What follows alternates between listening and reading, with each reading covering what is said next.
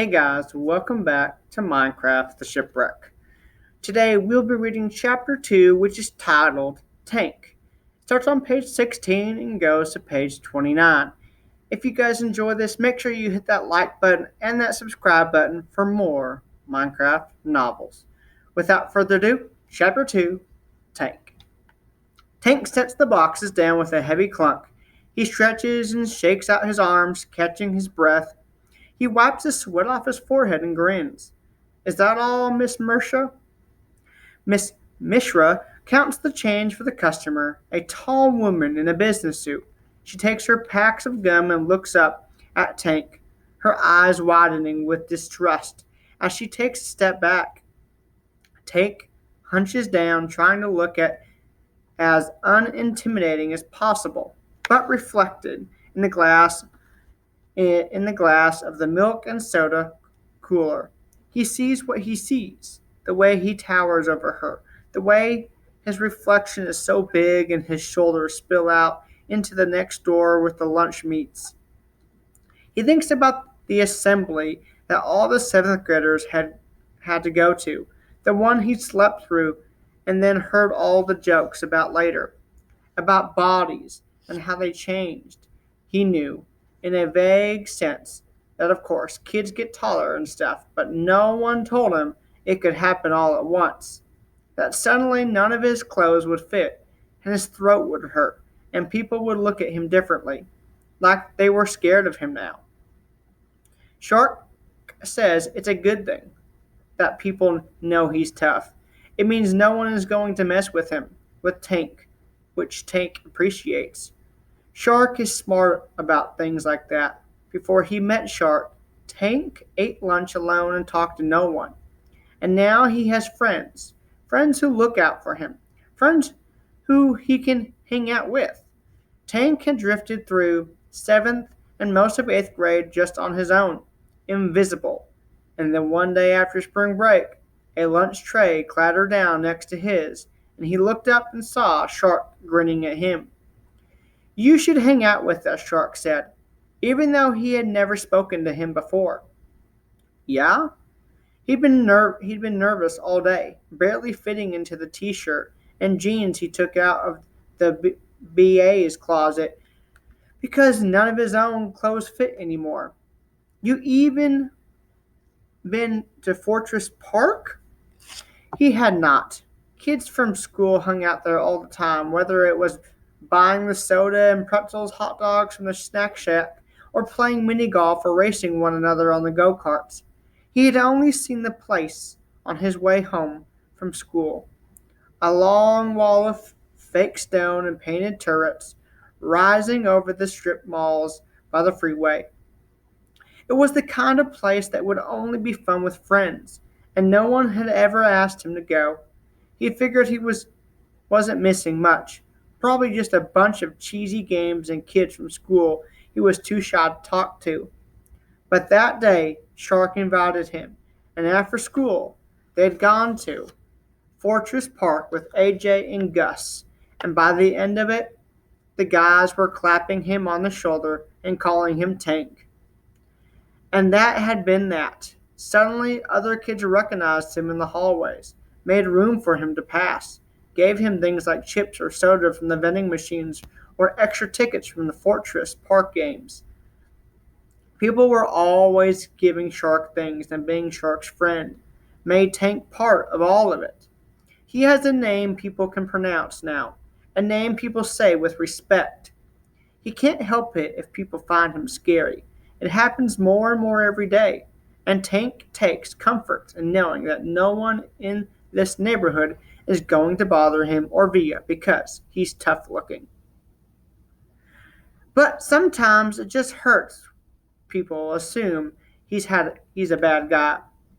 Tank shakes off the feeling the woman is long gone, the sound of her heels disappearing in the distance. Thank you. Fine, Mr. Mishra says. You did great. I really appreciate it. Anything else I can do?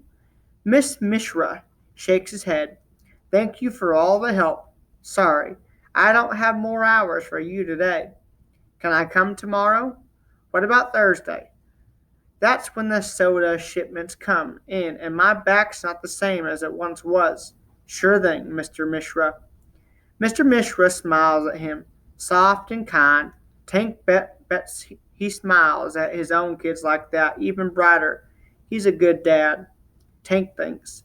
Sometimes he sees the Mishra family in the little park in the complex. Mr. Mishra smiling with his wife, his daughters, chasing each other in a game of tag. Tank kind of wishes sometimes that Viv was still that age. It was easier when she was easily entertained. Now she's a little too lost in her own world, and it's hard for her to make friends. The Mishra twins are too young for Viv to make any interest, but they're some of the few kids who don't run away at the sight of him now, and Tank appreciates that. See you Thursday, Cyan. Mr. Mishra counts out cash from the register and hands it to Tank. Tank shoves all of it into his pocket without looking at it. He nods at the man and leaves the convenience store, a little heavy-hearted. Mr. Mishra offered to hire him for real, but that would require job permits and all of that legal stuff where you have to be 16, and Tank doesn't know how to explain that he's only 14. The walk back to the Pacific Crest Apartments is a short few blocks, and Tank's grateful he doesn't run into Shark or anyone he knows right now. He slips through the crack in the iron gate by the recycling bins and pushes his way through a row of shrubberies before emerging into the courtyard. He brushes leaves off himself before cutting through the park to the looming gray tower of apartments, getting more and more nervous, the money seemingly growing heavier in his pocket. He passes by the brand new apartment tower and shakes his head. What an ugly building. Most of the people in the original building ended up moving out during the renovation because it was such a hassle. Mr. Mishra had hated it the whole time because he and his family had to stay at a hotel for 3 months while the construction company was working on that building. Tank doesn't know if his family will stay either. When the time comes for their tower to be renovated, he guesses the company would make them the same offer as Mishra's, the discount on the hotel, or he doesn't really want to move. He opens the door to the West Tower and ignores the clunky old elevator for the stairwell in the corner, taking the stairs two at a time until he gets to his floor.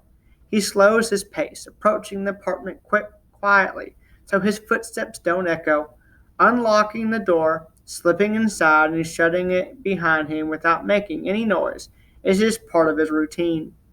He counts up the money and exhales. It's not a lot, but it'll help. Ma is in the bedroom, still asleep. She'll wake up soon for her night shift, but for now she's resting.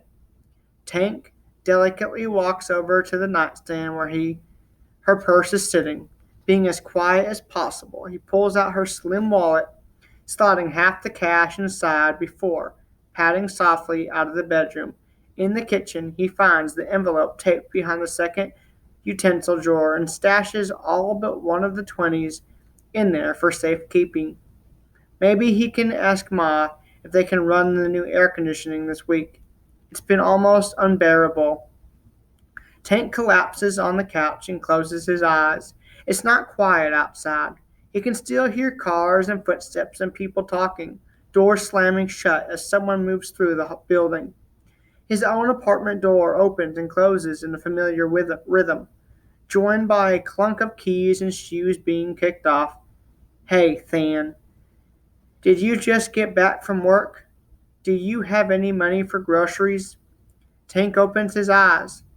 Ba is looking at him, but not quite looking at him. His father is more looking at the floor, a grease stain on his mechanic shirt, and a resigned set to his shoulders. Tank sighs, thinking of the 20 in his pocket. He was hoping to save up this summer for a brand new sneakers. Shark says he could get the coolest ones for cheap, but even half of them all priced is too much for him. The gleaming white sneakers, Shark says, would make him unbearably cool, untouchable. Tank wants that. Something for himself, something he's worried work toward. We didn't get any customers today, so I left work early, Boss says, shifting uncomfortably from one foot to the other. Great. So instead of just sticking it out at the auto shop and maybe helping some actual paying customers, he came home to try to be useful instead, which Ma hates because he usually ends up tinkering with something that didn't need to be tinkered with, trying to save them money somehow. But it always backfires. And then Miss Jenkins crossly informs them they'll need to pay extra for damaging the electric system, and that is actually illegal to split your neighbor's Wi-Fi cable. Auntie, Auntie Pong made a whole bunch of food yesterday. I think we're still good, Tank offers. Bob grins, a familiar, inventive gleam in his eye. Yeah, but we could do something nice. How about this? I'm going to make dinner, and when Ma gets home, we can all eat like a happy family, okay? Ma has work tonight. She won't be home until 6, Tank sighs. Then we can eat breakfast like a happy family. At 6 in the morning? Bah, we don't have school. I'm not waking up at 6. Fine, then I'll eat with you kids and save some for Ma in the morning. Bob frowns. Where's Vivian? She's in her room studying. Don't bother her. Thought you said you don't have school. She's smart. She's studying to get ahead for next year. Bob shuffles like he's going to Vivian's room to talk to her, and Tank finds himself reaching into his pocket. He's going to regret this later, but Viv deserves to have time to herself. She doesn't need Bob asking her to hold his tools while he tries something new with the electricity or teaching her how to change oil again because he keeps forgetting what he has and hasn't taught them. Viv is more patient than Tank is, and she just play along. Here, go get some groceries, Tank says, handing him the 20. A mess in the kitchen is better than a mess of their wiring. Don't mess with the electricity. We're still in trouble for what you did to the air conditioner last month. Boss shrugs because he's like that, careless. He doesn't think about how Tank had to try to find a job fast to help pay for the extra repairs, how Ma and Auntie Pong don't leave their work early because they felt like it, and how Viv is just a baby who shouldn't have to be thinking about all of this. Boss shuffles out the door, money in hand.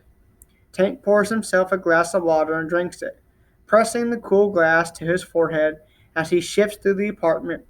Viv is in the other bedroom, her headphones on, her head bobbing as she sways to the music. Her back is to the door, and she doesn't notice him yet. Completely immersed in the world of Minecraft, Tank smiles to himself, watching her enjoy the game. She's back at the base, in one of the elaborately constructed houses she's built, doing something intricate with redstone. Tank doesn't quite understand. Viv sticks her tongue out in the concentration before leaning back to admire her latest construction.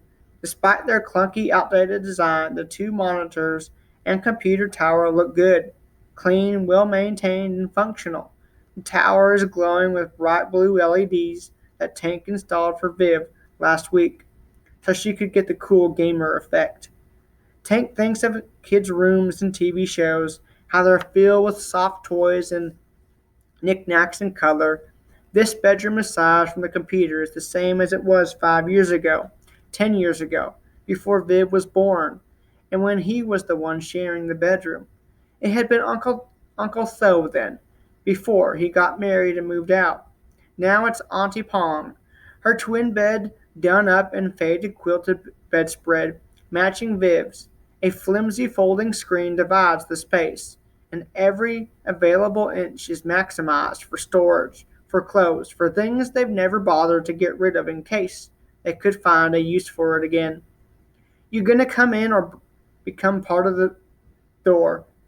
Tank laughs, shuffling forward through the narrow aisle between Auntie Pong's dresser and Viv's bed to join her at her desk, a, a sturdy folding table he picked up off the street. Tank peers at her screen, her avatar standing in a stone tunnel, part of it excavated to reveal some chest and line of redstone circul- circulate, circul- circulating. Repeaters and other stuff that are all pretty much magic to Tank. Looks cool. Subway station, right? I thought you were finished. No, Viv groans. I mean, the tunnel took forever, but I finished that yesterday.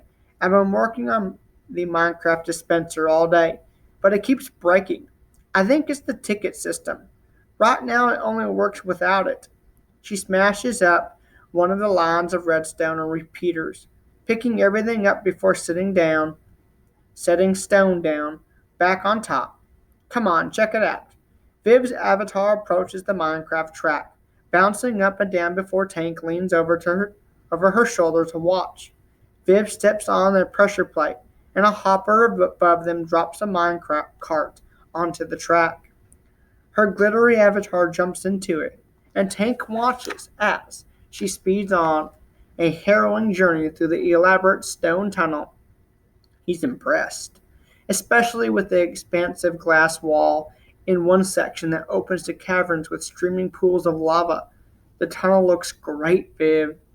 I added some sightseeing windows to the cool stuff I found while digging it out, Viv says proudly. The cart comes to a sudden stop, and then Viv is standing on the stone platform. Where'd the cart go? Tanks asks. The cactus block breaks it. So you automatically dismount? Cool, huh? Very. Definitely an upgrade from last week. Yeah, we figured why stop at building an efficient subway system between the main base and this new one. Viv steps into a water elevator that shoots her upward. She emerges in a stone square plaza with a fountain streaming mirrorly in the center.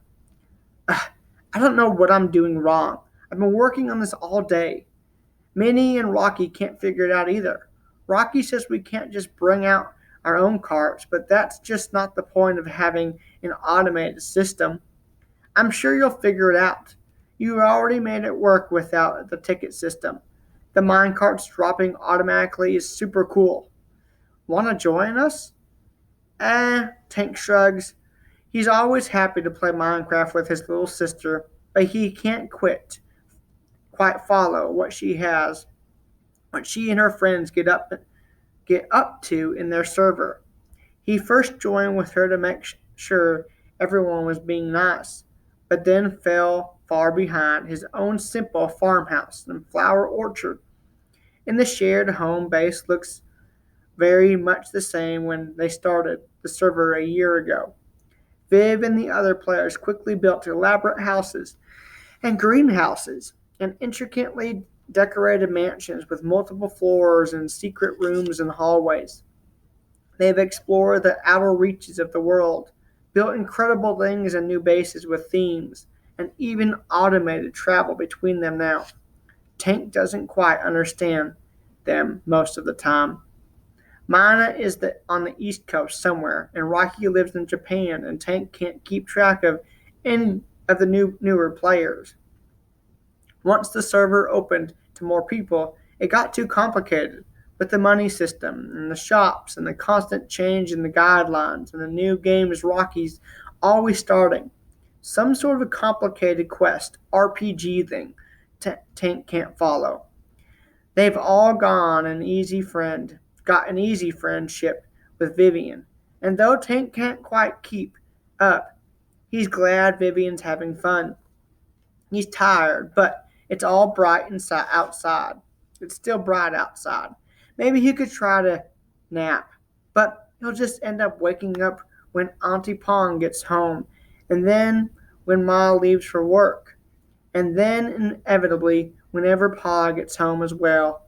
His creaky, too small twin bed is right next to the front door, and despite the bed sheet Ma put up for him for a bit of privacy, it doesn't stop sound or the way the wall shakes when the door opens and shuts. Tank's weighing weather, catching a few hours and waking up groggy is better than nothing when Viv elbows him in the stomach. What? Tank yawns, I said. I can disconnect And we can play in the world we started last week, Vivian says. Nah, you're hanging out with your friends. I can go do something else. It's all right. We're just redesigning some stuff. Rocky's figured out a way to automatically turn on and off his nether portal. But they want to put one right outside the town, and Cog hates that idea of it. And everyone's arguing about how best to design the water flow for the switches, and I don't need the drama. Viv disconnects and swivels in her chair, spinning around and around with glee. It's times like these Tank remembers just what a baby she is, even if she talks like she swallowed a programming book most of the time. Ready? Tank ruffles her hair and heads to the closet where he stores his stuff and pulls out his laptop. It's an older model, but Viv deserves a nicer computer, especially since she's the one who's going to make it out here. Viv loads their world out onto her computer, and the familiar bright flowers of the garden Tanks laid out greet them on her screen. Viv hums to herself as she walks around the main house, a beautiful construction with floor to ceiling glass walls shaded with bamboo. The bamboo was Tank's idea. Makes them feel happy and content to see so much green and color flourishing in the little safe world they've created together. I'm going to make an automatic wheat farm. Ugh, don't worry, I'll do it from the main house, so I won't ruin the aesthetic of your fields and gardens. She sticks her tongue out at him. Tank snorts and shakes his head. Thanks. She's already wandered off before his laptop had booted up, and by the time he connects to the world, her avatar is off in the distance, a clunky looking glass monastery rising up around new green stalks of wheat on a dirt platform. He takes a moment to stop and watch her build, a bubble of pride growing bigger and bigger in his chest. It's really cool how into the redstone stuff she is, from learning how to make contraptions like automated farms to really creative ideas like the ticketed subway lines and remote controlled alarm system and secret passageways. She's an absolute nerd, but she's his nerd, and he'll never admit it, but his little sister is pretty cool. Tank settles into the farm he started and design alternating wheat, pumpkins, beetroot, and carrots. It's relaxing and methodical. Going through the fields and harvesting crops, he doesn't mind spending the time, even though he knows building an automated farm is faster. Tank likes the repetition of it. Plus, the fields look great with the pops of color bounded by water. Some more variation in height would look good, though. Sugar cane. That's what he wants.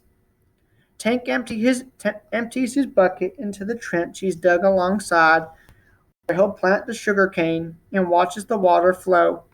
Now the whole farm is optimized so every plant can get as much water as it needs. Tank stores his harvest away and organizes it carefully in the farmhouse he's built. He's quite proud of this one, with its cheerful red tapestries and large windows, furnaces, crafting tables, a bed, everything he needs. On the far wall, his rows of meticulously organized chests, each below its own label. Tank takes note of how much everything he has, and shakes his head when he sees amongst his seeds and flowers are random, things like granite and feathers. Vivian must have gone through here and just dumped everything in her inventory into the nearest chest. She's always doing this, never reading any of Tank's labels. He puts everything back in its rightful place and then wanders around the farm. Maybe he can redecorate the south side a bit. He leans back to admire the tableau of different flowering bushes, a lovely display of colors. Tending the plants on their farm is peaceful, and he works on it for a while until Viv wants to go exploring and fighting monsters. He tags along until he dies and respawns back at the base. He plans and lays out the foundation for a new hedge maze, and then gets to organizing and reorganizing his flower collection, every now and then looking up to watch Viv continue to mine an explorer on her screen. It's an easy companionship, and Tank settles in, going to check on the animals in their pens. You're no fun, Viv complains. You just want to farm and make the base nice. And this looks exactly like the last farm you made. Why not make something new? Tank shrugs. He likes neat rows of crops and flowers and tending to his trees. There's so much to explore. You can do it. I don't really care about the monsters, Tank says. Want to download a new world and explore it with me? Look at all these cool mods we could use. The other day I found one that turns all squids into giant squids. Imagine. Sure, whatever you want. But what do you want? Tank gestures at his wall of chests inside the farmhouse. The flowers are all organized by color, so designing a new garden is easy. He is running a little low on some colors that he'll need for his new maze. Though, I guess we can look for more plants. I think there are some peonies in the forest I saw beyond the swamp we were at yesterday. Flowers again? Viv sighs and gives him a long suffering look. Tank snorts. Look, you can do whatever you want. Go build something new and creative. I guess, Viv says. I don't want to spend all summer picking flowers with you. Shut up, Tank says. But there's no heat in it. No one asked you to pick flowers. I can find them on my own. Nah, I haven't explored that area in a while. Oh, wait. I think I saw some blue orchids over where I'm at. Want to meet me here? Sure. Wait, let me craft you some armor. Do you have feathers for arrows? They're going to end up fighting monsters. Tank shakes his head. I'll come fight monsters with you. Just tell me where you are. She always gets her way. What a brat. Viv grins and sends him the coordinates, and Tank follows. That wraps up chapter 2. I hope you guys enjoyed, and if you did, stay tuned for more Minecraft. I will see you guys next time.